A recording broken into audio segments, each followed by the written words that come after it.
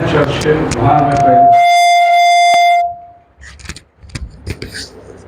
और अमृतसर में एक जगह है, वहाँ पहली बार बुलाए थे।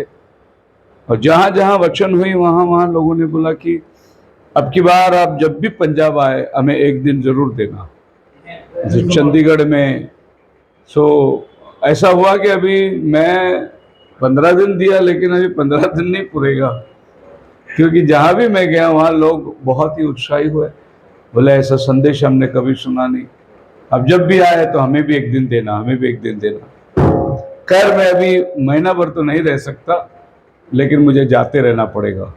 ऑलमोस्ट फरवरी के लिए 3-4 कन्वेंशन अभी तो ऑलरेडी दे चुका हूँ मैं, क्योंकि जनवरी दिसंबर जनवरी में बहुत ज़्यादा ठंडी होता है। अभी ठंडी शुरू हो गया है और थोड़ा हमें भी ठंडी असर पड़ा लास्ट का दिन में, थोड़ी सी तकलीफ हुई, सर्दी और खड़े, लेकिन प्रभु की जो सेवा है प्रभु बहुत ज़बरदस्त करती है। आप मुझे संडे नहीं देखे होंगे, मंडे नहीं देखे होंगे, लेकिन रोज़ ऑनलाइन मैसेज चल रहा था, कहीं ना कहीं सुबह शाम रोज़ ऑनलाइन मैसेज चल रहा था। बहुत आशीषित हुई, प्रभु की बहुत बड़ी कृपा है। और आज सवेरे हम लोग 4 बजे घर से निकले एयरपोर्ट के लिए, और हमारी फ़्लाइट थी 8 बजे सवेरे। 2 घंटे पहले हमें एयरपोर्ट में जाना था।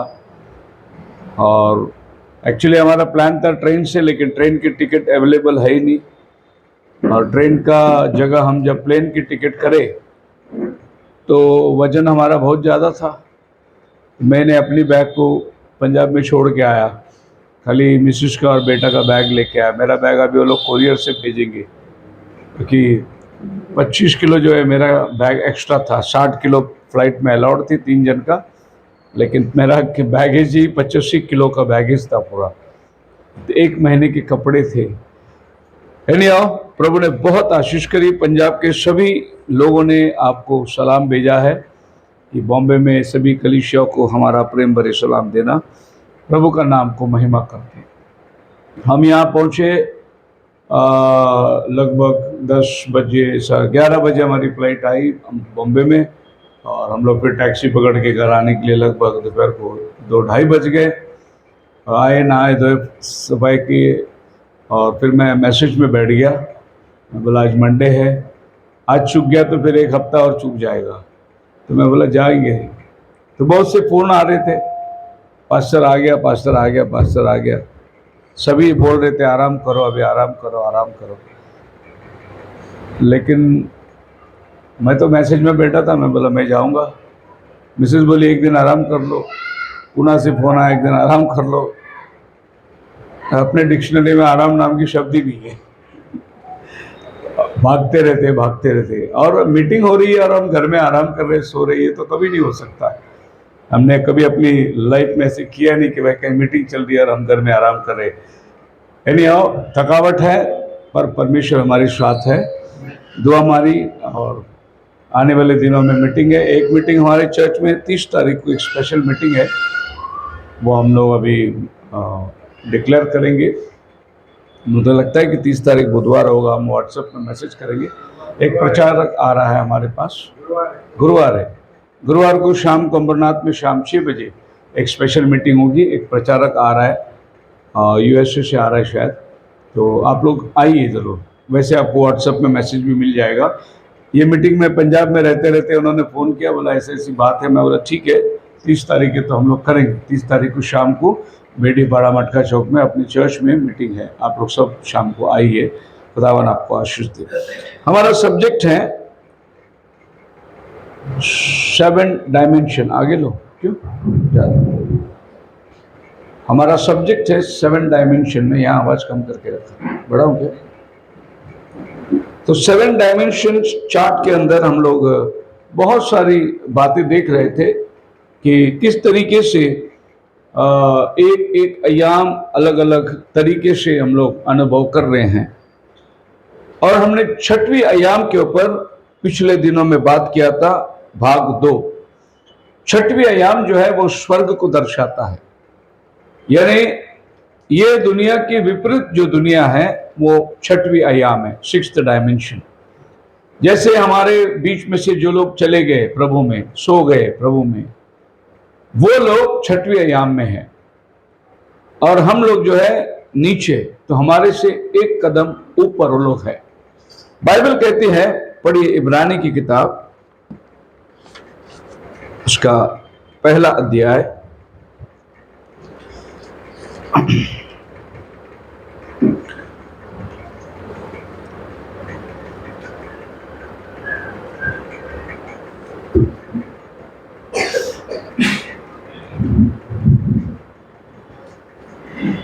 चार वचन से पढ़िए।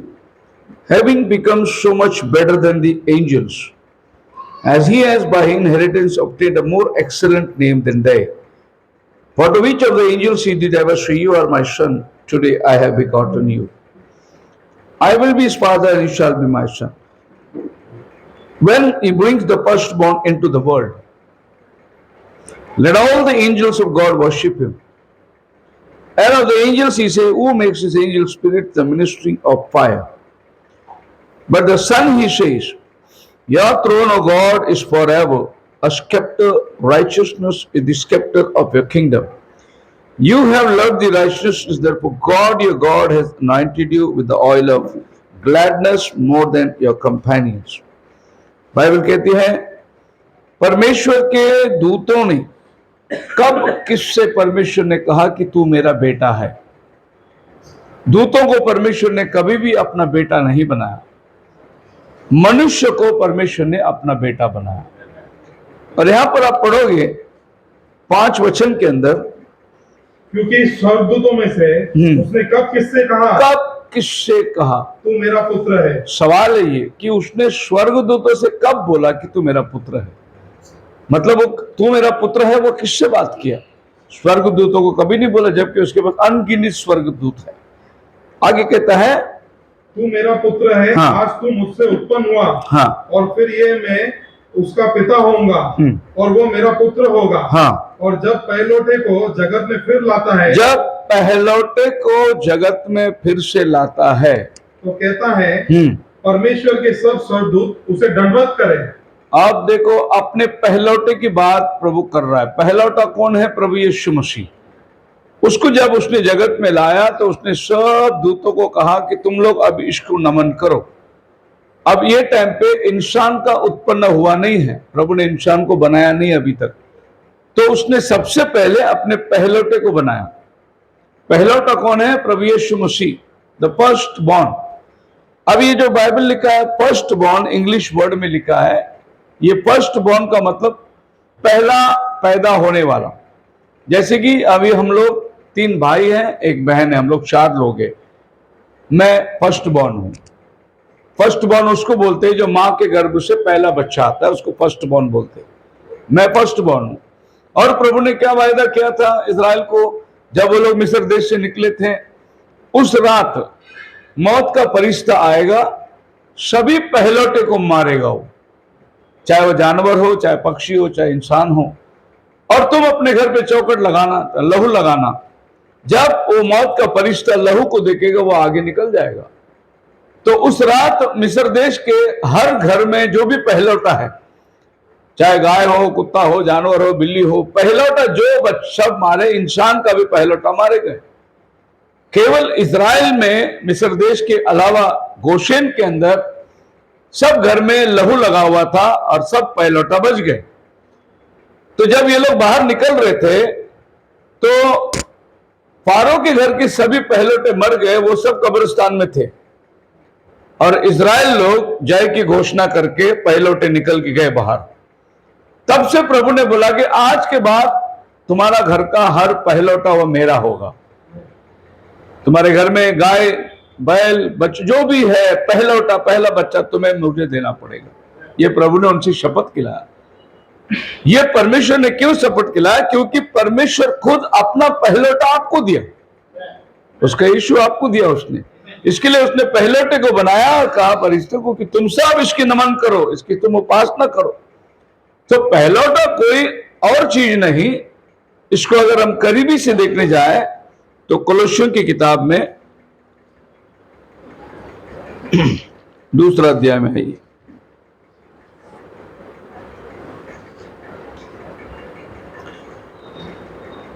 पहला अध्याय 15 वचन से पढ़िए। वह तो अदृश्य परमेश्वर का प्रतिरूप और सारी सृष्टि में पहलौठा है। सारी पृथ्वी में वो पहलौठा है और वो अदृश्य परमेश्वर का प्रतिरूप है। देखो, आप पहलौठा करके लेंगे, लोग आज पहलौठे के ऊपर डॉक्टर देते हैं कि एक नया प्रभु ने यीशु मसीह को पैदा किया करके एक डॉक्टर ने, और ये लोग ये भी किए, डिबेट भी हुए थे बहुत सी जगह में, मैंने देखा कि वो लोग पहलौठा किसको बोलते हैं? यीशु परमेश्वर का पहला सृष्टि है, सृष्टि। अब यीशु सृष्टि है तो बोलते हैं कि वो खुदा का बेटा है, वो खुदा का बेटा बन के आया। खुदा के बेटे तो हम सब लोग हैं, हमें परमेश्वर ने खुदा का बेटा बोला, फरिश्तों को उसने कभी खुदा का बेटा नहीं बोला। अब यहां पर बाइबल पॉल क्लियर करता है इनविजिबल गॉड। इनविजिबल गॉड का मतलब क्या है? एक परमेश्वर है जिसको रूप नहीं है, so there is no image, परमेश्वर को कोई इमेज नहीं है। इस इनविजिबल गॉड का एक इमेज बनाया, मतलब गॉड ने खुद अपने लिए एक इमेज को बनाया।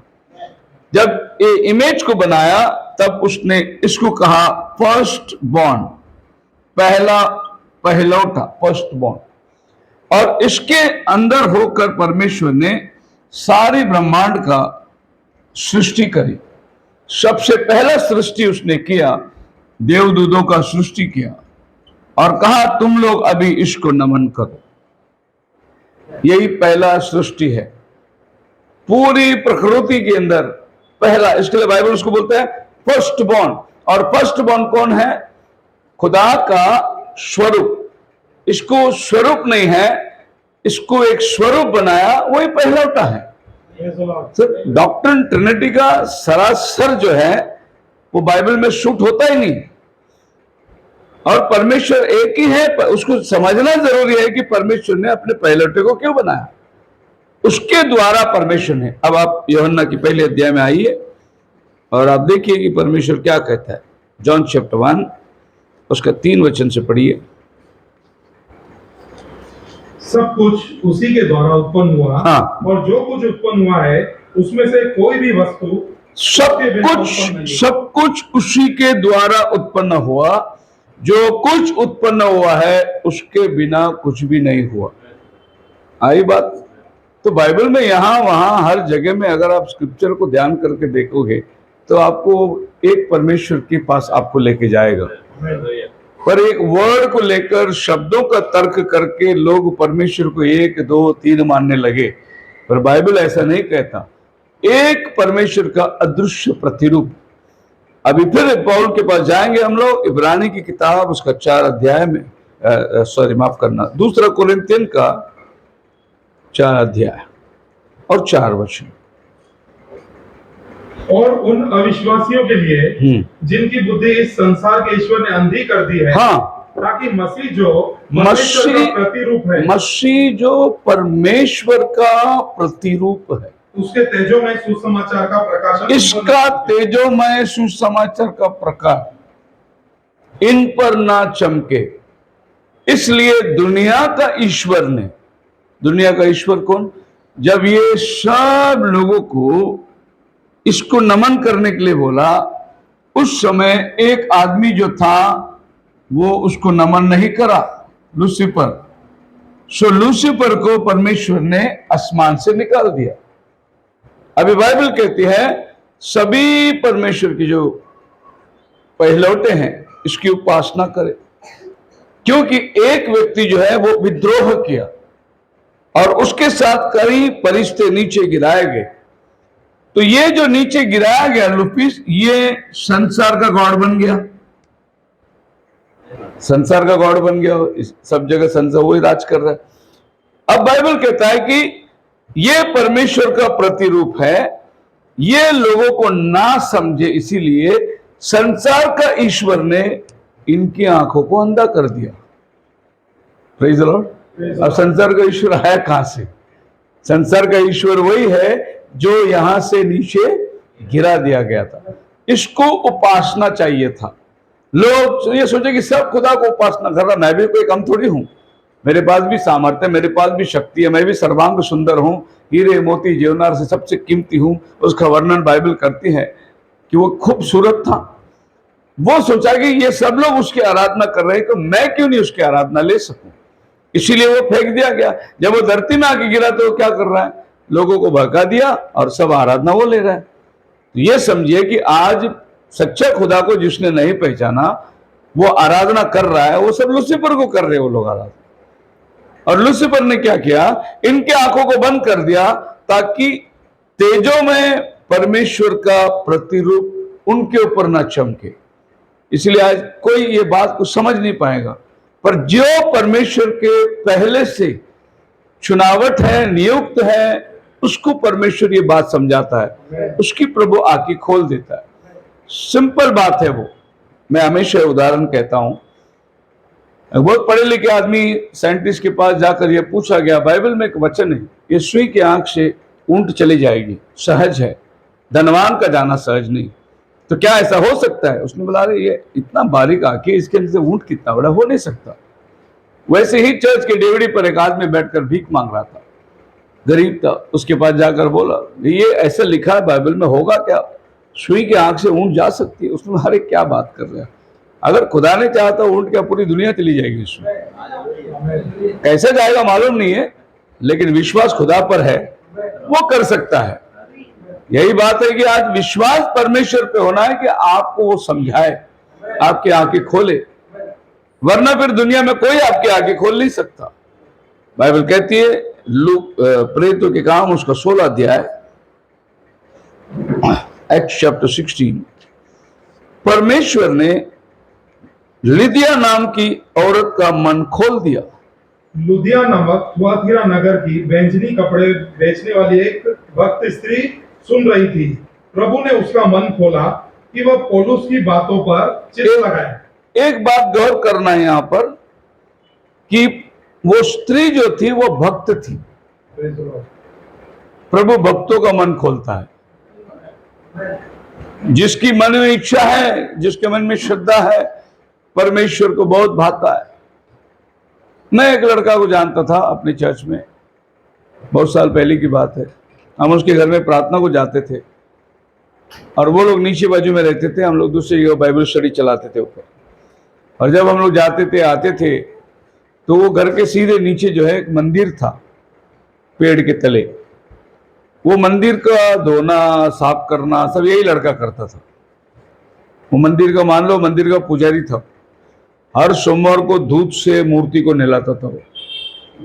ऐसा बीच में था पेड़, वो बाजू उसका घर है, इधर हम प्रार्थना करते थे। तो हम जब जाते थे ना, वो मूर्ति को धोता था वो, और उसकी बहन, उनके परिवार लोग जो है प्रेयर में आके बैठते थे। तो मैं ये सोच के जाता था, ये पत्थर को इतना धो रहा है, ये इसको अगर सच्चा खुदा मिल जाए तो कितना अच्छा होगा, ऐसा मैं सोचता था। लेकिन वो बहुत कट्टर था उसमें, क्योंकि अपना धर्म, अपना ये सिख परिवार से। एक दिन ऐसा हुआ, उसकी बहन जो है वो बहुत सालों से पीड़ित थी, वो प्रार्थना को आई, प्रभु ने उसको छुटकारा दिया, वो चंगी हो गई। ये बड़ा चमत्कार उनके घर में हो गया, पूरे परिवार विश्वास में आने लगे। अब ये भी बंदा विश्वास में आ गया, क्योंकि वो जिसका मूर्ति को दूध से धुलाता था, उसने उसके घर में कोई भलाई नहीं की। और प्रभु के पास, यीशु के पास गया तो चमत्कार हो गया, तो वो छोड़ दिया। वो कहने का मतलब ये है कि जो खोजी है परमेश्वर का, चाहे वो पत्थर ही पूछता हो, लेकिन मन में वो सच्चाई रखा हो, तो प्रभु उसका पकड़ता है, उसका मन को प्रभु खोलता है। इसके लिए बाइबल बोला वो भक्त स्त्री थी। वैसे बाजार में व्यापार चल रहा है, हजारों लोगों की भीड़ है, लेकिन प्रभु ने खाली लिदिया का मन क्यों खोला? वो भक्त थी। भले उसके पास सच्चाई नहीं था, लेकिन वो सच्चाई की खोज में थी। ऐसा ही आपके साथ भी, मेरे साथ भी हुआ।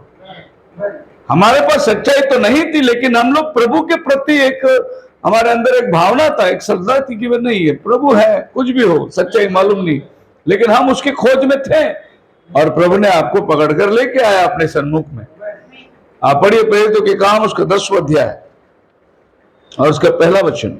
कैसरिया में कुरनेलियुस नाम का एक मनुष्य था। हाँ, जो इतालियानी नामक हाँ पलटन का सरदार था, जी, वह भक्त था। देखिए वो भक्त था, राइचियस, हाँ, और अपने सारे घराने समेत हाँ। परमेश्वर से डरता था परमेश्वर से डरता था, the fear of the Lord, हाँ। और यहूदी लोगों को बहुत दान देता सो वो बहुत सारे दान देता था, हाँ, और बराबर परमेश्वर से प्रार्थना करता। और बराबर परमेश्वर से प्रार्थना करता था। उसने दिन के तीसरे पैर के निकट दर्शन देखा। प्रभु किसको दर्शन देता है? जो आदमी धार्मिक था, जो आदमी परमेश्वर से डरता था, जो आदमी दान देता था, जो आदमी निरंतर परिवार के साथ प्रार्थना करता था, उसको प्रभु ने छुआ, उसके घर में दर्शन दिया और बोला, यहां पर पतरस पाहुन है, उसको बुला ले, जो कुछ वो कहेगा तू करना, तू और तेरा घराना उद्धार पाएगा। अब देखिए, ये आदमी को 4 बातें थी इनके साथ में। मैं आपके साथ भी कर सकता हूं, उदाहरण के लिए आप भी चर्च जाते थे, आप भी प्रार्थना करते थे, भले और चर्च में जाते थे, आपकी शिक्षण अलग थी, लेकिन आपके मन में सच्चाई के प्रति एक खोज थी। और प्रभु ने क्या किया? कुरनेलियुस के घर में खुद उतर कर आया, उसको दर्शन दिया फरिश्तों के मानिंद। और उसी शहर में पतरस पाहुन था, उसने तुरंत 2 आदमी को भेजा पतरस को ढूंढ लाने के लिए। पतरस भी उधर दर्शन देख रहा है, आसमान से चादर उतरी, उसमें अशुद्ध प्रकार की चीज है। प्रभु बोलता है ऊँट मार के खाओ। बोले नहीं प्रभु, मैंने कभी ऐसा अशुद्ध चीज छुआ नहीं। प्रभु बोलता है जिसको मैंने पवित्र किया उसको तो अशुद्ध क्यों कहता है? इतने स्वप्न पतरस को समझ ही नहीं आ रहा था कि कोई दरवाजा खटखटाया। बोला पतरस इधर है? बोले हाँ। प्रभु का आत्मा ने पतरस को बोला उठ के जाओ उनके घर पे, जबकि वो अन्य जातियों के घर में नहीं जाता, लेकिन अभी प्रभु बोल रहे जाओ उधर। वहां जाने के बाद उन्होंने क्या देखा कि पतरस के घर में, कुरनेलियुस के घर में सब लोग बैठे हैं और वचन शुरू हो गया। बोलते बोलते बाइबल कहती है उनके ऊपर पवित्र आत्मा उतर के आया। बोलो हालेलुया। आगे लिखा है वो 10:43 में आइए। उसकी सब भविष्यद्वक्ता गवाही देते हैं कि जो कोई उस पर विश्वास करेगा उसको उसके नाम के द्वारा पापों की क्षमा मिलेगी। हाँ, उसके नामों के द्वारा पापों की क्षमा मिलेगी। अब ये बोलते ही क्या हुआ? पतरस ये बातें कह ही रहा था कि पवित्र आत्मा वचन के सब सुनने वालों पर उतर आया। Praise the Lord. जैसा ही पतरस ने सच्चाई को डाला, पवित्र आत्मा सुनने वालों पर उतर कर आ गया और वे लोग पवित्र आत्मा में अन्य भाषा बोलने लगे। अब पतरस ने क्या बोला? जितने नबी थे, भविष्यद्वक्ताएं थे इसके पहले, सभी ने ये गवाही दी पाप की क्षमा उसके नाम से मिलेगा। Praise the Lord. यीशु का नाम से। लोगों को आज पाप की क्षमा के लिए नाम का इंपॉर्टेंस ही नहीं। मुझे लगता है कि ये लोग बैंक में जाके चेक देते, उधर फादर करके चेक देना चाहिए। फादर तो है ही है। अभी पिछले दिनों में हमारे डिबेट हुई थी तो बोले वो कैरेक्टर है, कैरेक्टर है तो फिर उधर अपना कैरेक्टर लिख के बैंक में देने का चेक, भाई मैं ड्राइवर है करके लिख के दे देने का, अपना कैरेक्टर लिख के दे देने का। यहां पर वहां क्लियरली मेंशन किया गया जितने नबी लोग थे सब इस बात की गवाही दिए कि उसके नाम से तुम्हारे पाप क्षमा होते हैं। Praise the Lord. अब आप शायद, मुझे याद है या पता नहीं, वजह संहिता 25 अध्याय में आइए। अभी हाँ,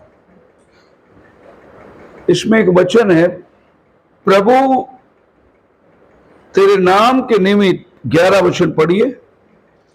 हे यहोवा, हाँ। तेरे नाम के निमित्त मेरे अधर्म को जो बहुत है क्षमा कर। डेविड को नाम नहीं मालूम है क्योंकि नाम अभी तक नीचे उतरा ही नहीं।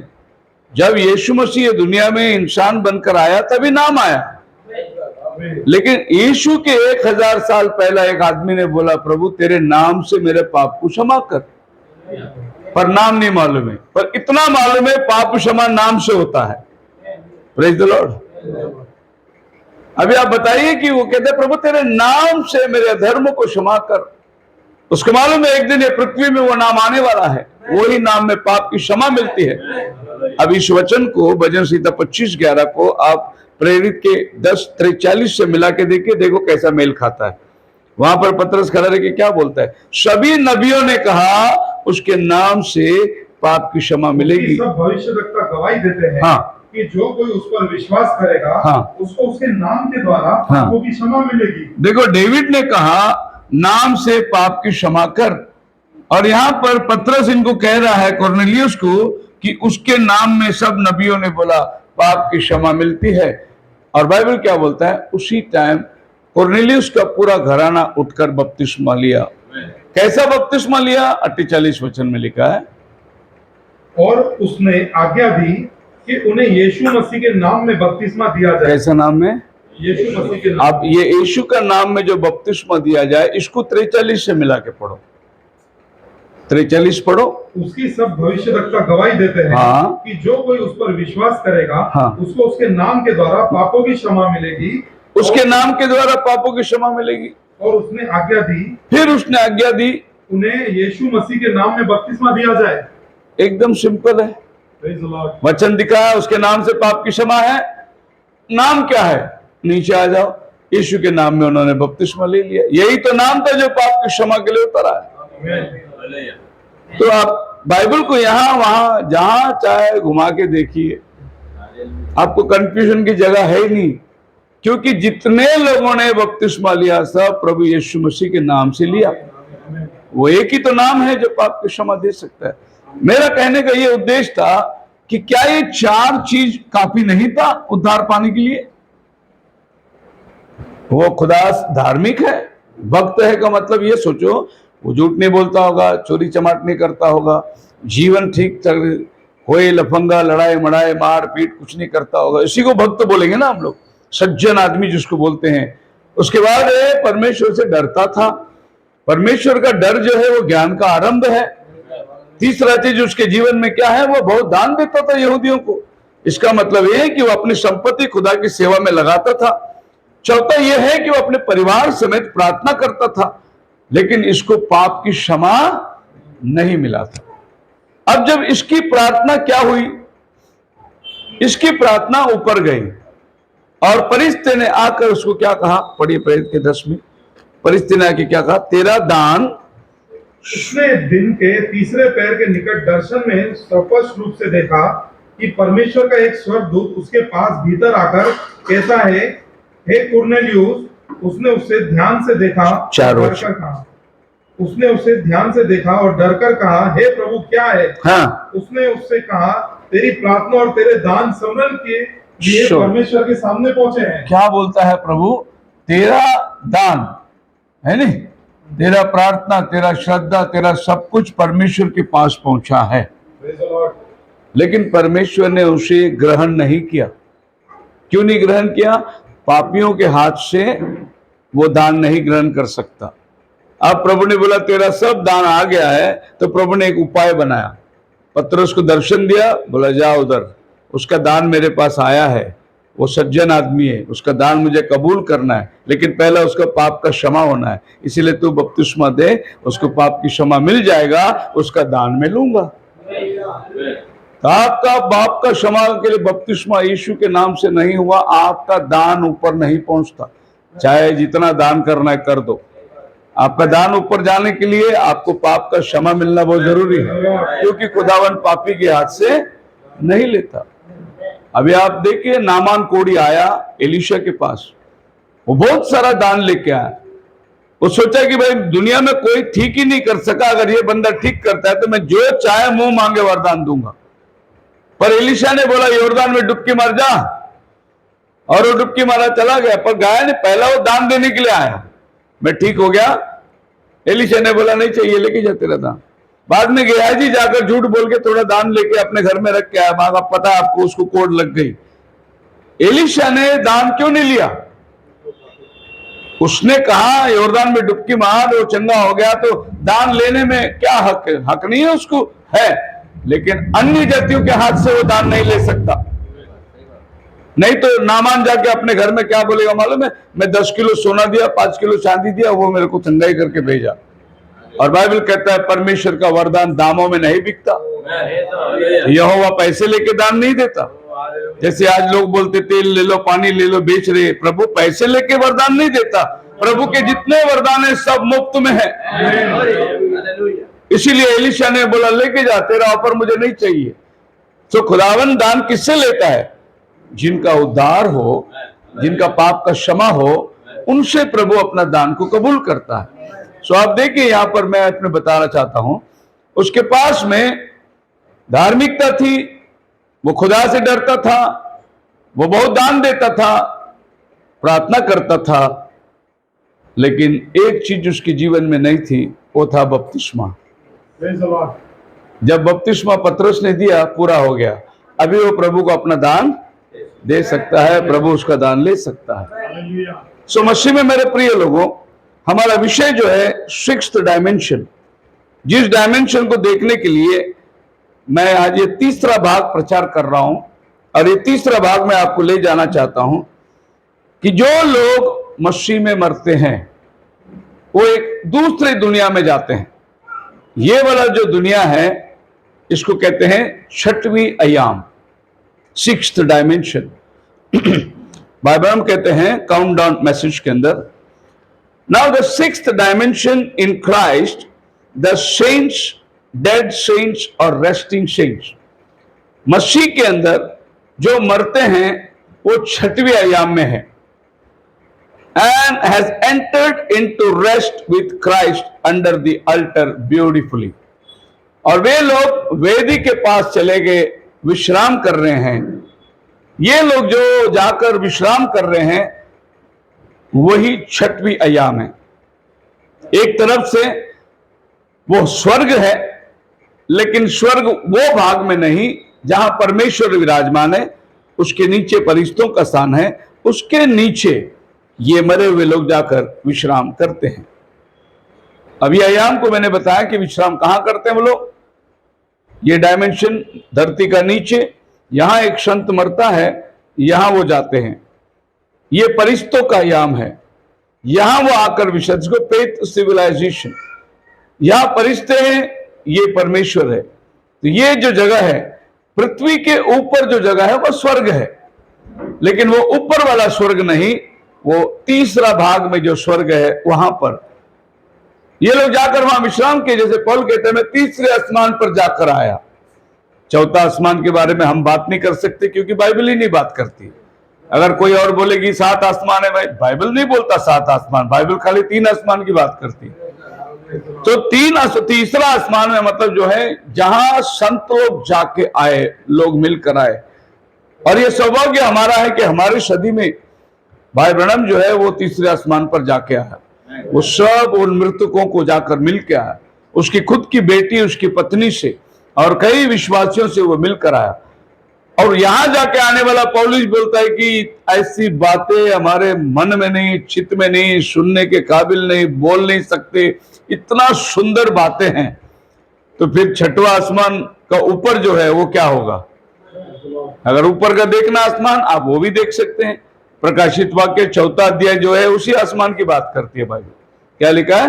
कांच की बिल्ला और शीश समंदर है, उसके ऊपर सिंहासन धरा हुआ है, मेघ धनुष उसको घेरा हुआ है, उसमें से बिजलियां निकलती है, उसमें से बड़े बड़े आवाज गर्जन हो रही है।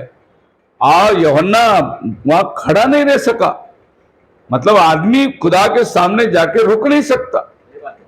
ऐसा एक कहा हुआ, एक गवाही मैंने पढ़ा था, एक बहुत पुलिस इंस्पेक्टर था, बिलीवर था, वो गया प्रभु के सानिध्य में, दर्शन देखा सिंहासन पे, उजाला ही उजाला है, इतनी रोशनी है उधर। जब अपने आप को देखा तो पूरा अंधकार से भरा हुआ था और वो उजाले से भाग रहा है। बोले प्रभु मैं यहां खड़ा नहीं रह सकता हूं, क्योंकि उसकी पेशा थी एक पुलिस इंस्पेक्टर। ना जाने कितना अत्याचार, कितना घूस लिया, कितने गरीबों को सताया, अंधकार से भरा हुआ है, वो उजाले के सामने खड़ा ही नहीं रह सकता। देखिए, आप बिना पाप के क्षमा के आप खुदा के सामने खड़ा ही नहीं रह सकते। आदम को प्रभु ने आवाज दिया, आदम किधर है? आदम खड़ा ही नहीं रह सका खुदा के सामने, उसने वचन को तोड़ दिया, उसके लिए वो छुप रहा है। कैसे छुप रहा है? बाइबल क्या कहती है, पढ़िए उत्पत्ति 3 में। दिन के ठंडे समय जब खुदावन बाग में आया, तब यहोवा परमेश्वर हाँ। जो दिन के ठंडे समय वाटिका में क्या करता था? फिरता था। बगीचे में प्रभु फिर रहा था और आदम, शब्द उनको सुनाई दिया, तब आदम और उसकी पत्नी, मतलब जब प्रभु चल रहा था उसकी आहट आदम को सुनाई दिया और वो वहां से भागा, बोला चल प्रभु आ गया है यहाँ पर। वैसे वो गिरने के पहले रोज खुदा के साथ ही बैठता था, संगति करते थे वो लोग। लेकिन जिस दिन उसने वचन को छोड़ा, उस दिन सिर्फ उसने आहट को सुना, खुदा आ रहा है, भागा वहां से। वो नहीं रुक सकता खुदा के सामने। खुदा के सामने पाप रुक नहीं सकता। नबी ने एक संदेश प्रचार किया, द क्रूअल्टी ऑफ सिन। पाप की जो ये है ना क्रूरता, पाप की जो क्रूरता है, द क्रूअल्टी ऑफ सिन, इतना भयानक है। तो आप यीशु मसीह की मौत को देखो क्रूस पर। उसके बाल नोचे गए, उसके दाढ़ी नोचे गए, उसके 39 फटके मारे गए, मांस निकल के पड़ता था, कांटों का मुकुट उसके सर पे धर दिया गया, उसके छाती में भाला फेंक के मारा गया। ये क्या है आपको मालूम है? मौत क्रूरता से मारने वाला मौत है। सबसे खतरनाक मौत जो रोमी साम्राज्य दे सकता था वो क्रूस की मौत है। ये इतना क्रूरता है कि वहां लोग खड़े नहीं रह सकते। फिर वजह क्या है? आपका और हमारा पाप। पाप हमारा इतना क्रूर था कि खुदा को जमीन में आना पड़ा, क्रूस की मौत को सहन करना पड़ा। तो ये आदमी जब पाप के अंदर है, ये दान तो देता था। आपको मालूम है दान लोग कितने देते हैं? अब जाकर देखिए, साउथ में एक मंदिर है, 5-5 करोड़ रुपए डाल के आते हैं।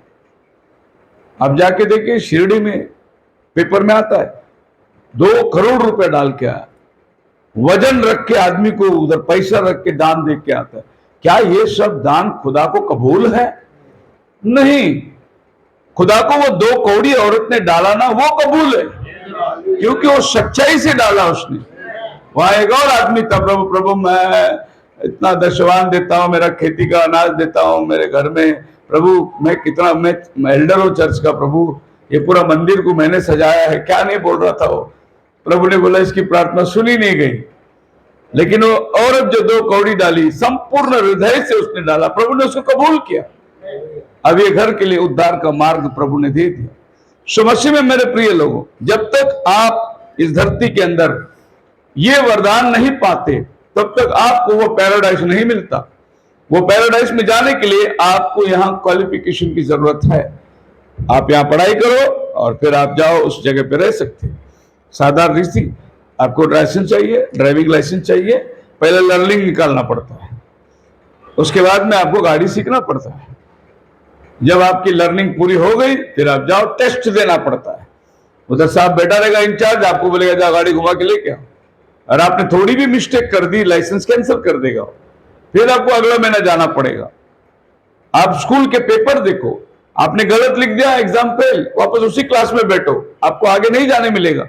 तो ये सारी दुनिया जो है एक परीक्षा को दर्शाता है। वैसे ही परमेश्वर के राज्य में के लिए एक परीक्षा की जरूरत है, और प्रभु ने हमें परीक्षा के लिए इस संसार में रखा है। यह हमारा टेस्टिंग ग्राउंड है। अय्यूब बोलता है कि आदमी पैदा ही इसीलिए हुआ कि वो दुख भोगे।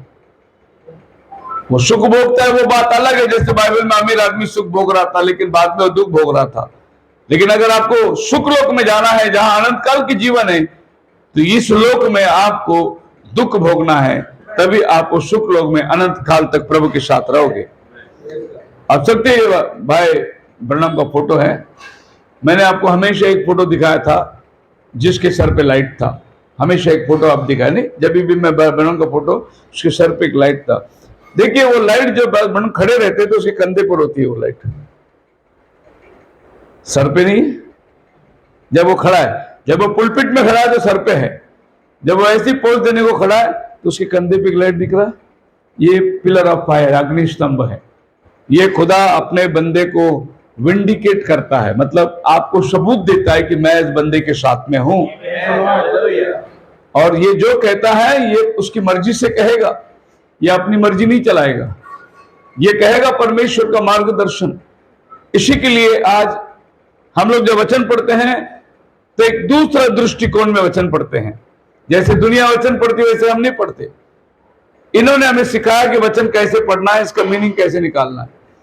और एक महान वक्ता परमेश्वर का, जिसके जीवन के अंदर बहुत सारे वचन पूरे होते हैं। अब लोग बोलते हैं तो ब्रनम को मानते हो, तो ब्रनम को मानते हो। हम ब्रनम को नहीं मानते भाई, हम वचन को मानते हैं। बोलो हालेलुया। अभी आप पढ़ सकते हैं, पढ़िए मलाकी 3 अध्याय, माफ करना, मलाकी 4 का 5, 3 का 1 हम बाद में पढ़ेंगे। मलाकी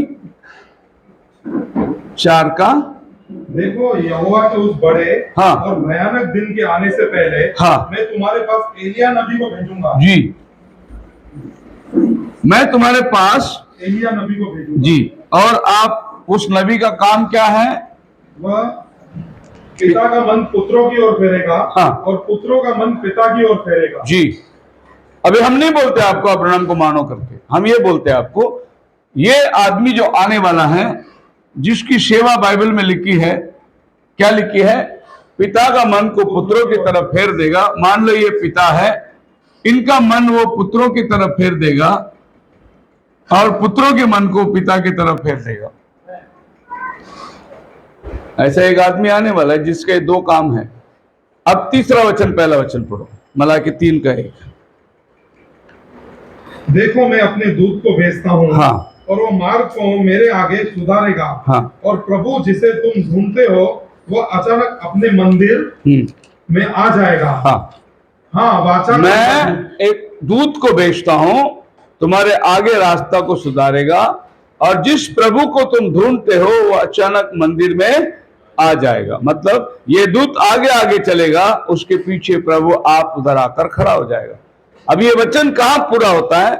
आप पढ़िए यूहन्ना की किताब, उसकी पहली अध्याय। यूहन्ना की गवाही यह है, हाँ, कि जब यहूदियों ने यरूशलेम से याजक और लेवियों को उससे ये पूछने के लिए भेजा तू कौन है, तो उसने ये मान लिया और इनकार नहीं किया, परंतु मान लिया मैं मसीह नहीं हूँ। तब उन्होंने उससे पूछा तो फिर कौन है? हाँ, क्या तू एलिया है? उसने कहा मैं नहीं हूँ। तो क्या तू वो भविष्यद्वक्ता है? उसने उत्तर दिया नहीं। तब उन्होंने उससे पूछा फिर तू कौन है, ताकि हम अपने भेजने वाले को उत्तर दे। तो अपने विषय में क्या कहता है? उसने कहा जैसा यशायाह भविष्यद्वक्ता ने कहा है, मैं जंगल में एक पुकारने वाले का शब्द हूँ कि तुम प्रभु का मार्ग सीधा करो। प्रभु का मार्ग सीधा करो, एक पुकारने वाले का शब्द मैं वही हूँ। मैं उसकी जूती का बांध खोलने का लायक नहीं हूं। उसके हाथ में सूप है, वो दुल्हा है जिसके पास दुल्हन है, मैं दूल्हे का मित्र हूं। ये जॉन ने बोला। तो जॉन अपने आप को क्या बता रहा है?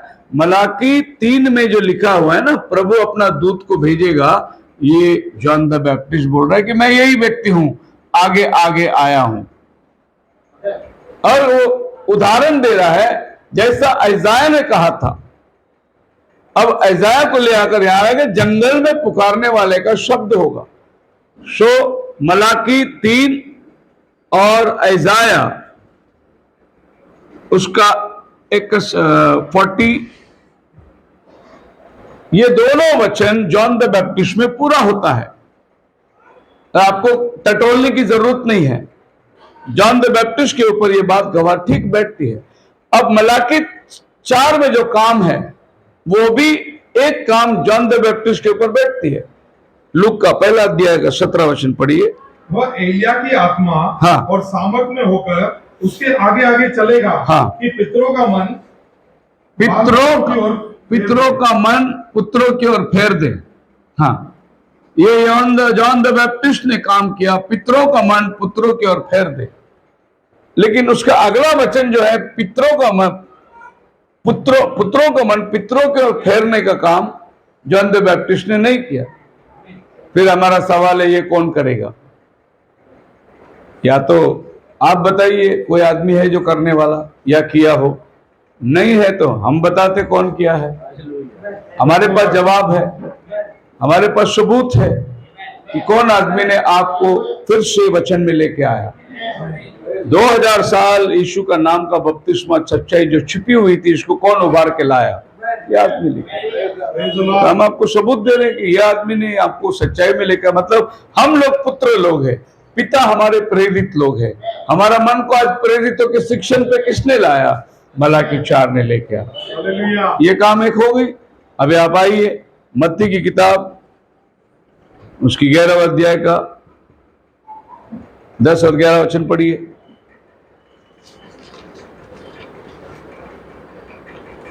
ये वही है हाँ। जिसके विषय में लिखा है, देख मैं अपने दूत को तेरे आगे भेजता हूँ। ये वही है, यीशु मसीह कह रहा है यूहन्ना के बारे में, ये वही है जिसके बारे में लिखा मैं अपने दूत को आगे आगे भेजता हूँ। मतलब ये, हाँ, तेरा मार्ग तैयार करेगा। सो मत्ती का किताब वाला आदमी भी जॉन द बैप्टिस्ट है। ये वही है जो आगे आगे आया। तो आपको बाइबल स्क्रिप्चर चाहिए। देखो ये यहां लिखा है, ये यहां पूरा हो रहा है। अभी आप 17वां अध्याय का मत्ती और उसका 11 वचन पढ़िए। उसने उत्तर दिया, एलिया अवश्य आएगा और सब कुछ सुधारेगा। परंतु मैं तुमसे कहता हूँ कि एलिया आ चुका है और लोगों ने उसे नहीं पहचाना। Praise the Lord. अभी बाइबल बोलता है, प्रभु को पूछे एलिया आना चाहिए, प्रभु आपके आगे किधर है वो? तो प्रभु बोला एलिया आएगा और सब चीज को सुधारेगा। पर मैं कहता हूं वो आ चुका है। मतलब यीशु मसीह के टाइम पे जो आया था वो एलिया ही था। जॉन देखो आगे लिखा है, वो जॉन द बैप्टिस्ट के बारे में बोल रहा था। परंतु जैसा चाहता था वैसा ही उसके साथ किया। हाँ। इसी रीति से मनुष्य का पुत्र भी तेरा उनके हाथ से दुख उठाएगा। तब चेलों ने समझा कि उसने यूहन्ना बपतिस्मा देने वाले के विषय में कहा है। ये आज बहुत से लोगों के पास नहीं है। वो समझ गए यीशु क्या बोल रहा है, आज लोग समझने को तैयार ही नहीं। वो समझ गए कि ये किसके बारे में बोल रहा है, यूहन्ना बपतिस्मा देने वाले के बोल रहा है। जबकि यीशु ने नाम नहीं लिया, लेकिन उसने उसका काम बताया कि वो मेरे आगे आगे चलेगा। इनको समझ में आ गए कि वो।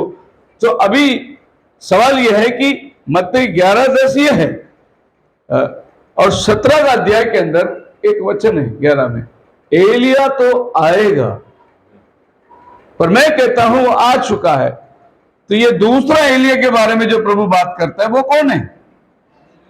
वो तो आएगा, सब चीज को सुधारेगा। अगर आपको मालूम है वो एलिया कौन है तो आप बताइए, नहीं तो हम बताते मानो उसको, जो आदमी वो काम को लेकर आया। बोलो हालेलुया। अभी अब प्रकटीकरण की किताब 10 अध्याय उसके 7 वचन पढ़ो।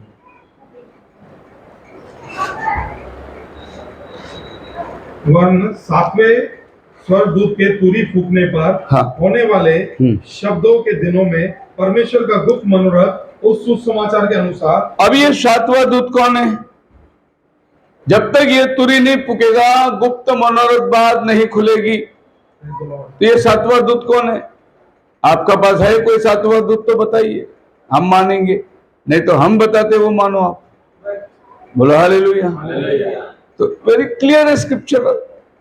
अब आप प्रकाशित वाक्य 3 का 14 पढ़िए। लौदीकिया की कलीसिया के दूत को यह लेख, हाँ, जो आमीन और अब ये लौदीकिया काल का कलीसिया का दूत कौन है? आपके पास कोई है तो बताओ, नहीं तो हम बताते कौन है। Praise the Lord. ये सब बाइबल का वचन है। और जो लोग बोलते ना नहीं नहीं नहीं नहीं गलत है गलत है, तो सही आपके पास होना चाहिए। तो आप बताओ सही क्या है, हम मानने को तैयार है। आप सही तो बताओ ना। आपके पास इतने प्रश्नों का जवाब है ही नहीं, और खामो खाम ये गलत है गलत है गलत है बोल रहे। जो गलत बोलता है उसके पास सही होना बहुत जरूरी है। Praise the Lord. तो ये आदमी जो है एक विंडिकेटिव आदमी है। यही आदमी आपको स्वर्ग को ऊपर भी लेके जाएगा, आपको अधोलोक में भी लेके जाएगा। उसको प्रभु ने अनुमति दिया है कि तू ऊपर भी जा, नीचे भी जा, और अपने लोगों को बता ये 7 डायमेंशन है क्या। बोलो हालेलुया। बाइबल जहां तक हो सके, साइंस की दुनिया जो है वो आत्मा को नहीं मानती है। साइंस की दुनिया खुदा को नहीं मानती है, फरिश्तों को नहीं मानती है, भूत प्रेत को नहीं मानती है। साइंस क्या है? सिर्फ देखी हुई चीज को वो कुछ बनाएगा और आपके सामने पेश करेगा, पर उसके पास में अदृश्य बातों का कोई जिक्र नहीं है। आप बोलेंगे साइंस को, साइंस बहुत टेक्नोलॉजी में बढ़ गया और साइंस को आप पूछो हमको गॉड दिखा, उसके पास गॉड है ही नहीं, लेकिन उसके पास मटेरियल थिंग्स है। वो क्या किया, मटेरियल एक रॉकेट बना के चांद में भेज दिया, इसको बोलते हैं एडवांसमेंट हो गया। लेकिन आपको मालूम है साइंस से ज्यादा एडवांसमेंट आप हुआ, वो तो खाली चांद में भेजा, आप तो खुदा को जान दे। विश्वास से आप जाके जाने, साइंस के पास विश्वास नाम की चीज नहीं है, साइंस विश्वास कर ही नहीं सकता। और बाइबल में लिखा परमेश्वर के पास आने वाले को विश्वास चाहिए, विश्वास के बिना वो परमेश्वर को देख नहीं सकता। तो साइंस को अगर आप बोलोगे एक स्वर्ग है, एक नरक है, सातवां आसमान है, साइंस तो ऊपर तक मार्स तक जाके आ गया, उसको किधर भी आसमान दिखाई नहीं। तो साइंस उन बातों को सिर्फ विश्वास करता है जो उसके सामने दिखता है। अब साइंस इस बात के ऊपर भी विश्वास नहीं कर रही, लेकिन जिसको साइंस ने बनाया था वो कैमरा ने वो अग्नि स्तंभ को पकड़ा, वो अपनी इन आंखों से नहीं दिखता, लेकिन कैमरा ने उसको पकड़ लिया। अब साइंस ने जिस कैमरा को बनाया था वो खुद ही इस पर विश्वास नहीं करती, लेकिन साइंस ने सबूत दे दी ये हकीकत है, इसमें कोई मिलावट नहीं किया गया और ये प्रूफ दिया गया कि ये खुदा का काम है। तो आप जब जानते हैं दो रास्ते हैं, एक रास्ता नरक को पहुंचाता है, एक रास्ता स्वर्ग को पहुंचाता है, और ये रास्ता प्रभु यीशु मसीह स्वयं बोला, सकरा है वो रास्ता जो जीवन को पहुंचाता है, चौड़ा है वो फाटक जो नरक को पहुंचाता है। ये दोनों रास्ते के बारे में प्रभु यीशु मसीह ने बताया, और ये दोनों रास्ता साइंस को मालूम नहीं है कि अधोलोक किधर जाता है और स्वर्ग किधर जाता है। उसको इतना मालूम है आदमी मरता है, मालूम नहीं प्राण किधर गया वो भी नहीं मालूम उसको, पर मरा वो बात सही है, वो सर्टिफिकेट देगा आपको ये डेड है करके। लेकिन ये आदमी जब तेरे हॉस्पिटल में आया था तो उसके अंदर कुछ था ना, वो बॉडी के साथ आया, तो ऑपरेशन करने के टाइम पे आत्मा निकल गया, तेरे पास खाली बॉडी है। अब ये बॉडी को तो बोलता है लेके जाओ, तुम्हारा बॉडी है, जाके दफन करो, जलाओ, जो करना है, लेकिन वो बॉडी के अंदर एक आत्मा था जिसके लिए तू बोला था मैं इलाज करूंगा, वो आत्मा किधर गया इसका जवाब साइंस के पास नहीं है, लेकिन बाइबल उसका जवाब देता है। पढ़िए सबोपदेशक 12वां अध्याय उसको 7 वचन। तब मिट्टी ज्यों की त्यों मिट्टी में मिल जाएगी, हाँ। और आत्मा परमेश्वर के पास जिसने उसे दिया लौट जाएगी। साइंस को पूछो, ये आदमी आया था, आपके इधर ऑपरेशन किया, आपके 8 दिन आपके इधर एडमिट था, तब तो आप उसको दवा दे रहे थे, खिला रहे थे, सब कुछ कर रहे थे, शस्त्रक्रिया उसके ऊपर हुई, अभी आदमी मर गया, आप डिक्लेयर किए डेड, पर वो आत्मा गया किधर? बाइबल बोलता है मिट्टी मिट्टी में जाएगी, आत्मा जिसने दिया उसके पास चली जाती है। मतलब प्रभु आप आत्मा किधर जाती है उसका रास्ता दिखा रहा है, दुनिया इसका रास्ता आपको नहीं दिखा सकती। So science only works physical quantities, laws, dimension. Science know nothing about God, heaven and demon. Science को कुछ भी नहीं मालूम कि दुष्ट आत्मा क्या होती है, स्वर्गदूत क्या होता है, परमेश्वर क्या होता है, और आदमी के अंदर जो आत्मा है वो आत्मा क्या होता है, साइंस को कुछ नहीं मालूम। साइंस खाली कह सकते हैं कि आदमी जीवित आया था, लेकिन बाइबल उसकी जवाब देती है। पढ़िए प्रकाशित वाक्य 6वें अध्याय और उसका 9 वचन से 11 तक। जब उसने 5वीं मोहर खोली, हाँ, तो मैंने वेदी के नीचे उनके प्राणों को देखा। मैंने उनके प्राणों को देखा वेदी के नीचे जब 5वीं मोहर खुली। जो वचन के कारण, अभी ये डायमेंशन है या अलग डायमेंशन है अभी, और जॉन को प्रभु आत्मा में ले गया और वेदी के नीचे उसको आत्माएं दिखाए, जो आत्मा वेदी के नीचे बंद है, और वे लोग प्रभु से पूछ रहे हैं प्रभु तो हमारा बदला कब लेगा।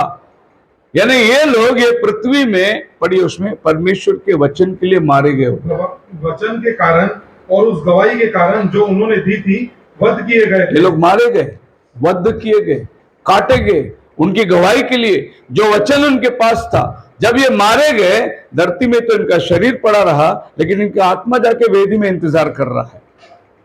तो यही है बाइबल जो आपको उस लोग और इस लोगों के बारे में बताती है। अभी आत्माएं कौन है जो वेदी के नीचे हैं? ये मारे गए हैं, ये कत्ल हुए हैं, ये लोग प्रभु के नाम के लिए अपना जीवन दे दिए। बाइबल कहता है वचन के लिए मारे गए। अभी ये लोग बात कर रहे हैं, इनका वार्ताहत सुनो। बोले हे प्रभु, कब तक तू हमारा बदला लेगा? बदला कौन लेने को बोलता है? जो वारिश है वही बोलेगा बदला लेने की। तुम अनुग्रह के अंदर बचाए गए, तुमसे कौन बदले की बात करेगा? जो वारिस है, जो हकदार है, जो मसीह के लिए मारिया, कलाम के लिए मारे गए, वही बोलेंगे हमारा बदला कब लेगा? तो प्रभु उनको जवाब देता है तुम ठहरे रहो, ये वस्त्र ले लो, पहनो, इंतजार करो, तुम्हारे संगी दास भी मरकर जब आएंगे तब मैं तुम्हारा बदला लूंगा। मतलब प्रभु वेट कर रहा है कि और भी लोग मरने वाले हैं, वो जब मर के आ जाएंगे, जब गिनती पूरी हो जाएगी तो मैं तुम्हारा न्याय करूंगा। मतलब ये लोग इंतजार कर रहे हैं। तो जो प्रभु में गए हैं उनके लिए इंतजार का एक जगह है, वो लोग जाकर वहां वेट करते हैं। इसी को बोलते हैं छठवां आसमान, 6th डायमेंशन इज हेवन, जहां पर वेदी आत्मा जाकर इंतजार कर रही।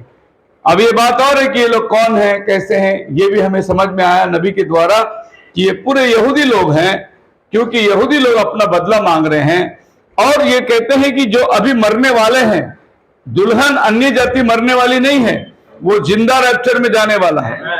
और अन्य जाति प्रभु के वचन के लिए नहीं मरेगी, वो यीशु की गवाही के लिए मरेगी। ये लोग वचन के लिए मरे हैं, और अभी जो मरने वाले हैं वो गवाही के लिए नहीं, यीशु के वचन के लिए मरने वाले हैं, जो बाइबल कहती है। तो वो यहूदी लोग हैं जो वचन के लिए मरने वाले हैं, यीशु की गवाही देने वाले, जीवित रैप्चर में जाने वाले। तो ये जगह वो है जहां यहूदी लोग की आत्मा है। आगे जाएंगे, पहला शमूएल 28 अध्याय उसका 15 वचन। शमूएल ने हाँ, शाऊल से पूछा, तूने मुझे ऊपर बुलवाकर क्यों सताया है? तूने मुझे ऊपर बुलवाकर क्यों सताया है? अब ये मरा हुआ आदमी, एक भविष्यद्वक्ता, ऊपर आकर जिंदा आदमी से बात कर रहा है, तूने मुझे क्यों जगाया, क्यों सताया, क्यों मुझे ऊपर बुलाया तू? मतलब ये लोग जाके कहीं विश्राम कर रहे हैं। आगे शाऊल ने कहा, मैं बड़े संकट में पड़ा हूँ, क्योंकि फलिस्ती मेरे साथ लड़ रहे हैं। शाऊल बोला, प्रभु मैं क्या करूं, मैं बहुत तकलीफ में हूं। ये आदमी जो ऊपर आके बात कर रहा है, ये वही आदमी जिसने शाऊल को राजा बनाया था, उसके सर पे तेल डालकर उसको अभिषेक किया, उसको राजा बनाया। लेकिन ये राजा जो है परमेश्वर के वचन से अब मुकर गया, और एक दिन शमूएल मर गया। शमूएल मर गया, वो जाकर अधोलोक में, जहां पवित्र लोग हैं, वहां पर जाकर वो विश्राम कर रहा है। यहीं पर आदम भी है, यहीं पर अब्राहम भी है, यहीं पर जितने पुराने नबी लोग हैं सब उधर है। उधर शमूएल भी जाके मिल गया। लेकिन ऊपर आकर उसने क्या बोला, तूने मुझे नींद से क्यों जगाया? और शाऊल बोला, मैं क्या करूं, कोई भविष्यद्वक्ता है नहीं जिसके पास मैं जाऊं, मैं इंक्वायरी करूं। अभी आपको समझ में आता होगा, बिना भविष्यद्वक्ता का आप कोई इंक्वायरी नहीं कर सकते। आपको भविष्यद्वक्ता चाहिए कि आपको इंक्वायरी करके बताए, वरना शाऊल को मालूम नहीं है कल युद्ध में जाएगा, मैं जीवित हूं, मरूंगा, जीतेगा, हारेगा, कुछ नहीं मालूम। लेकिन अगर वहां एक नबी होता तो वो उनको बता देता, इसीलिए वो नबी को बुला रहे। लेकिन नबी क्या हो गया, अब मर गया है, लेकिन वो मरने के बाद में भी नबी ही है। वो आकर नबूवत करके जा रहा है, कल तू मेरे साथ रहेगा, मतलब कल तू हारेगा, मरेगा, तेरी आत्मा मेरे साथ आ जाएगी। शरीर ऊपर लेके दफनाया गया, लेकिन आत्मा किसके पास गई? शमूएल के पास में गई। तो शमूएल नीचे से आया ऊपर। अब ये बहुत बड़ा इस मसीही दुनिया में शंका है कि वो खुदा का नबी नीचे से कैसे आएगा। दूसरा सवाल, एक जादूगरनी कैसे उसको बुलाएगी? वो खुदा का नबी है, वो जब जिंदा था तो जादूगरनी लोग को भगाया, वो लोग उसको कैसे बुलाएंगे? इसका भी जवाब बाइबल देता है। जब तक यीशु नहीं मरा, जितने भी नबी मरे सब अधोलोक में ही थे, सब नीचे ही थे। जब यीशु मरा, वो सबको ऊपर लेकर आया। अभी कोई मसीह में मरता है, वो नीचे नहीं जाता, वो ऊपर जाता है। यही है छठवां आयाम, यही है 6th डायमेंशन। जो आज मसीह में मरते वो ऊपर के आयाम में आते, जिसको बाइबल बोलता है पैराडाइज। अब शाऊल के पास घुटने में ताकत नहीं रही, वो नीचे गिर गया। लेकिन नबी ने बोल दिया ना, बोल दिया, खत्म हो गया, कल तू मेरे साथ रहेगा। अब माफी है नहीं कि मैं बच जाऊंगा, माफ कर दे, मैं जीत दूं। नहीं, परमेश्वर ने बोला तेरे राज्य को फाड़ दिया है, और प्रभु ने उसके राज्य को खत्म कर दिया। तो ये पूरा बाइबल की सबूत है। मतलब ये है कि प्रकाशित वाक्य में 11 अध्याय के अंदर 2 नबी आने वाले हैं। अब बड़ा चर्चा चल रहा है कि 2 नबी होना कौन चाहिए। बोलते कि 2 ही आदमी बाइबल में मरे नहीं, एक हनोक, दूसरा एलिया। यही 2 आदमी बाइबल में नहीं मरा, इसीलिए ये लोग वापस आएंगे और ये धरती में मरेंगे। 3.5 दिन इनका लाश पड़ा रहेगा, फिर परमेश्वर के पास से आत्मा आएगी और ये लोग जीवित होकर चले जाएंगे, क्योंकि 2 जन मरा नहीं, वो मरने के लिए वापस आने वाले हैं। ऐसा लोगों का काम है। लेकिन बाइबल क्या कहती है? एक ने आसमान को बंद किया, दूसरे ने क्या किया? पानी को खून बनाया। अब ये 2 काम बाइबल में किसने किया है? आसमान को बंद किसने किया? एलिया ने किया। पानी को खून किसने बनाया? अभी यही 2 आने वाला है, क्योंकि इनका काम लिखा हुआ है। बाइबल जवाब देती है अपने आपे में। आपको यहां वहां कोई टटोलने की जरूरत नहीं। खुदा खुद अपना वचन का अनुवादक है। उसको दूसरा आदमी की जरूरत नहीं कि तू अनुवाद करके दे देना। कुंवारी गर्भवती होगी, पुत्र जनेगी। खुदा ने कह दिया, कैसे जनेगी? कुंवारी कैसे गर्भवती होगी? ऐसा संभव नहीं है, ये साइंस बोलेगा। लेकिन खुदा अपने वचन का खुद अनुवाद करके दिया। एक दिन मरियम के गर्भ में वो आया और इंसान आया यीशु मसीह के रूप में। देखो, उसने अनुवाद करके दिया। उसका अनुवाद करने के लिए आपको जरूरत नहीं। खुदा ने कहा नोहा को बारिश आएगी और ये पृथ्वी पानी से भर जाएगी। साइंटिस्ट लोगों ने पूछे कहां से आएगा? ऊपर तो पानी है ही नहीं, कैसे होगा? इतना ऊंचा पानी कहां आएगा? लेकिन पानी बरसा, पूरी पहाड़ की चोटी तक डूब गई, सब प्राणी पक्षी मारे गए। खुदा ने कहा उसका अनुवाद भी वही करके दिखाएगा। उसने जोएल के द्वारा कहा अंत के दिनों में मैं अपना आत्मा को ढेलूंगा, सारे मनुष्य जाति भविष्यवाणी करेंगे, बूढ़े स्वप्न देखेंगे। है नहीं? प्रभु ने वायदा किया। अब लोगों ने बोला कहां होगा, कब होगा, क्या होगा? पेंतीकोस्त का दिन आया, आत्मा उतर कर आई, सब लोग आत्मा से भर गए। तब लोगों ने पूछे क्या नशे में? नहीं, योएल भविष्यद्वक्ता ने जो कहा था वो पूरा हो रहा है। खुदा खुद अपना अनुवादक है। वो किसी का मदद नहीं लेता, वो स्वयं अपना वचन का अनुवाद करके देता है। बाइबल कहती है दानियल की किताब 12 अध्याय उसका 2 वचन, and many who sleep in the dust of the earth will awake. जो भूमि के नीचे सोए रहेंगे, हाँ, उनमें से बहुत से लोग जाग उठेंगे। हाँ, कितने तो सदा के जीवन के लिए, हाँ, और कितने अपनी नाम धराई और सदा तक अत्यंत घिनौने ठहरने के लिए। एक दिन आने वाला है और वो पुनरुत्थान का दिन होगा, और भूमि के नीचे जितने सोए हैं सब जी उठने वाले हैं। कितने तो नाश के लिए और कितने तो जीवन के लिए। मतलब जी उठना सबके साथ होने वाला है। जो भी मरा वो जी उठने वाला है। लेकिन जी उठने के बाद उनका रास्ता क्या होगा? बाइबल कहता है कुछ लोग हेल में जाएंगे और कुछ लोग हेवन में जाएंगे। लेकिन जी उठना दोनों का होगा। जो पापी मरा वो भी जी उठेगा, जो संत मरा वो भी जी उठेगा। लेकिन दोनों के रास्ते अलग है। कुछ लोग यहां और कुछ लोग वहां। इसका मतलब ये सोचिए, मरण अंत नहीं है। मरण आपको खात्मा नहीं करता। मरण इस दुनिया की यात्रा खत्म करके अनंत काल की यात्रा आप शुरू कर रहे हैं, वही मरण है। ये दुनिया 60 साल 70 साल 80 साल का जीवन खत्म करके जहां हमेशा की जिंदगी है, वहां की यात्रा आपकी शुरुआत हो रही है। फिर आप जा रहे हैं, है ना, हजारों हजारों हजारों साल तक आप जीने वाले हैं। एक तो आप पीड़ा में तड़पने वाले हैं, या तो फिर आप खुदा के साथ में अनंत काल के जीवन में रहने वाले हैं। यह निश्चित है। इसीलिए प्रभु ने पहले ही 6वीं अय्याम बना के रखा, एक 6th डायमेंशन, एक जगह बना के रखी। जो प्रभु में सोते हैं वे लोग ऊपर उठकर आएंगे और वहां वो लोग इंतजार करेंगे। इसके लिए पौल जो है वो मरण को कहता है, मरण तेरे जय कहां रही? वो मरण से नहीं डरा। वो बोला मरा एक अनंत काल का जीवन मेरे लिए रखा हुआ है। जीते जी उसको मालूम पड़ गया वो कहां जाने वाला है। लूका 16 अध्याय के अंदर अगर आप पढ़ोगे उसका 20 वचन से, एक अमीर आदमी था, एक गरीब आदमी था, और दोनों मर गए।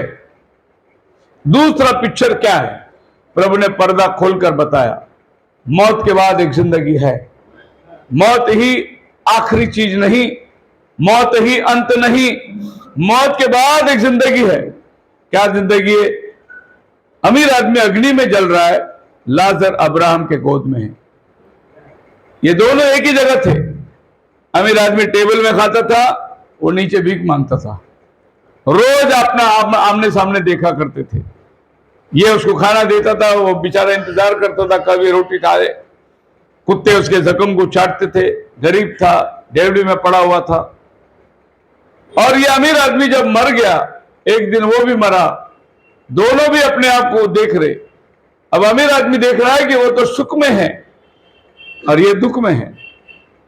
तो यीशु मसीह ने पर्दा निकालकर बताया, मौत के बाद एक जिंदगी है, और वो जिंदगी प्रभु यीशु मसीह आपको देता है, क्योंकि मरकर जी वही ही उठा।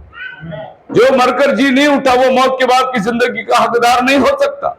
जो मौत को अपने काबू में रखा था वो ही मौत का जिंदगी का हकदार हो सकता है। हालेलुया। अय्यूब एक सवाल पूछता है, मुझे लगता है कि अय्यूब के 38 अध्याय में होगा, और ये सवाल का जवाब आप देखिए, बड़ा अद्भुत जवाब होगा इसका। वो कहता है 38 अध्याय का 8 वचन से पढ़िए। फिर जब समुद्र ऐसा फूट निकला मानो वो गर्भ से फूट निकला, तब किसने द्वार बंद करके उसको रोक दिया? जबकि मैंने उसको बादल पहनाया और घोर अंधकार में लपेट दिया और उसके लिए सीमा बांधी और यह कहकर बड़े और किवाड़े लगा दिए, यही तक आ और आगे न बढ़। और तेरी बाइबल बोलता है जब समुंदर को प्रभु ने बोला बाजू हट, जमीन बना, और समुंदर एक बाजू हो गया। आप समुंदर के बाजू खड़े रहो और वो जो लाटें आती है ना उसको देखो, कितनी बड़ी बड़ी लाटें आती है देखो, और वो आकर रेत में टकराती है, वापस जाती है। आप किनारे में खड़े रह के देखो। बाइबल बोलता है किसने उसको रोका तो आगे नहीं आने का, वरना ये पृथ्वी में 3 भाग पानी है, 1 भाग जमीन है। अगर ये पानी बाहर निकले तो पूरी पृथ्वी को डुबो देगी, फिर भी वो उसको रोक के रखा है प्रभु। किसने रोका उसको? अब अरे समुद्र में खड़े रह के देखिए कितनी बड़ी बड़ी लाटें आती। यहां नहीं चलती लाटें, आप कन्याकुमारी साइड जाइए, वहां देखिए लाट। गोवा में भी आप जाइए आपको मिलेगा। यहां पर जो लाट आ रही है देखो, इतना लाट आती है, टकराती है, वापस जाती है अंदर, टकराती है वापस। रात 24 घंटा वो यही चल रहा है उसका, वो अंदर आ ही नहीं सकता, क्योंकि बाइबल में लिखा है किसने उसको रोका। प्रभु अय्यूब को पूछते हैं, तू बता सकता है मुझे?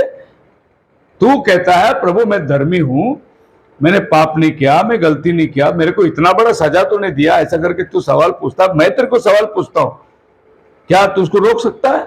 नहीं। उसमें एक जानवर है लेवियातान करके, बहुत बड़ा जानवर जिसको डायनासोर बोलते हैं हम लोग। तू उसके दुम को पकड़ सकता है?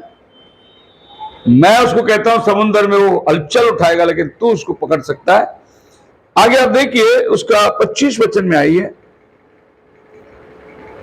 महाविष्ट के लिए किसने नाला काटा और कड़कड़े वाली बिजली के लिए मार्ग बनाया है कि निर्जन देश में और जंगल में जहाँ कोई मनुष्य नहीं रहता, मैं बरसा कर उजाड़ देश को सींचे और हरी घास उगाए। क्या मैं का कोई पिता है? और ओस की बूंदे किसने उत्पन्न की?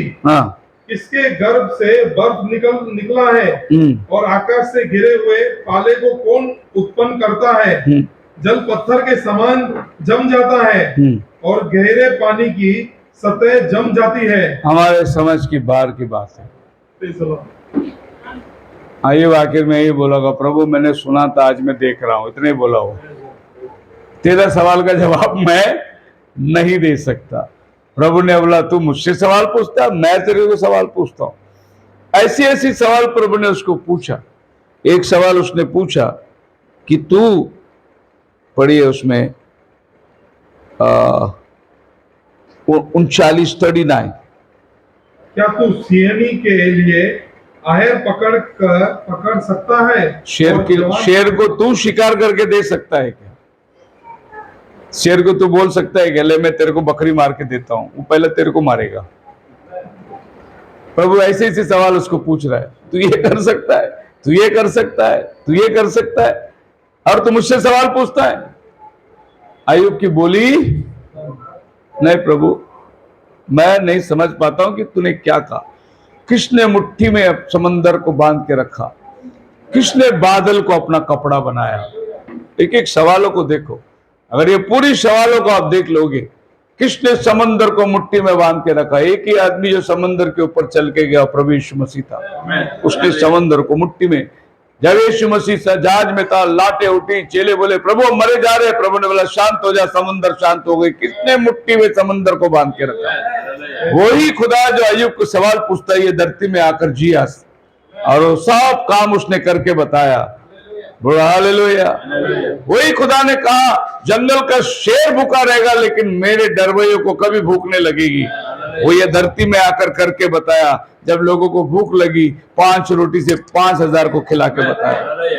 बता तो अय्यूब कर सकता है। ये अय्याम के उस पार की बातें हैं जिसको हम लोग 6वीं अय्याम के रूप में जान सकते हैं। मसीह में मेरे प्रिय लोगों, इस अय्याम को हम आगे और लेके जाएंगे। क्योंकि मैं भी 1 महीना बाहर रहा, आज शाम को थोड़ा प्रकाश में डाला उस पर, और मैं समझता हूँ कि यहाँ मैं खत्म करना चाहता हूँ। खुदावन आपको आशीष दे।